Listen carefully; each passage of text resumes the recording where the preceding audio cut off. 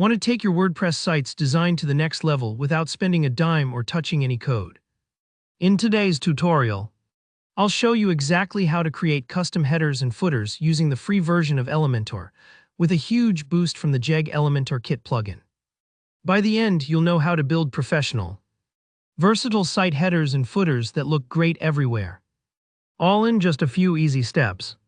Let's dive right in. First things first, you need to make sure you have all the right tools in place. Head over to your WordPress dashboard and check that both Elementor, the free version, is totally fine, and the Jeg Elementor Kit plugin are installed and activated. You can find these under Plugins, then Add New. Just search for their names, install. And don't forget to hit Activate. This might seem basic, but without these plugins, none of the upcoming features will work. So double check you see them listed and active. If you're installing plugins for the first time, think of it like installing apps on your phone. It only takes a minute. And once they're added, a whole new set of tools unlock. Now, from your WordPress dashboard, look for the Jeg Elementor Kit menu. You'll notice a couple of helpful options underneath, including header and footer. Go ahead and click whichever you'd like to start with. This section acts like the command center for all things header and footer on your site. You can manage, edit, and tweak these templates as your branding or navigation needs change. It's much simpler than having to dig into your theme files. Next, it's time to create your actual template. Click the Add New Header or Add New Footer button. A quick tip here, give your template a descriptive name.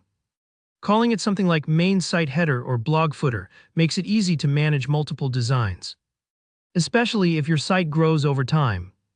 Here's an important detail. You'll see a Set Condition option. This lets you control where your template will appear. Need the header on every single page? Just leave the condition empty. Want it only on your shop or blog section? Choose those specific pages. This flexible targeting is perfect if you ever want to tailor different headers for different parts of your site. Once you've set the name and conditions, click Create to move forward. After creating your template, the real fun begins: designing with Elementor. Click Edit with Elementor, and the intuitive drag-and-drop editor opens up. Now picture your website visitors. What do you want them to see first? You can build your header or footer from scratch using sections and widgets. Jeg Elementor Kit gives you fantastic options, like a logo widget, navigation menu, social icons, and more. Drag these into place and style them to match your brand. For folks who want a shortcut, you can also use a pre-made design from the Jeg Elementor Kit library. Just click the kit icon, browse the ready-made templates, and instantly insert a professionally designed header or footer. That's like having a personal designer on call. Once your header or footer is laid out, the finishing touches make all the difference. Add and style your logo, tweak the menu's colors, insert social media buttons, or pop in a copyright notice. Take a moment to check the responsiveness using the Elementor editor's device preview options. This is where you make sure everything looks sharp, whether visitors are on desktop, tablet, or mobile.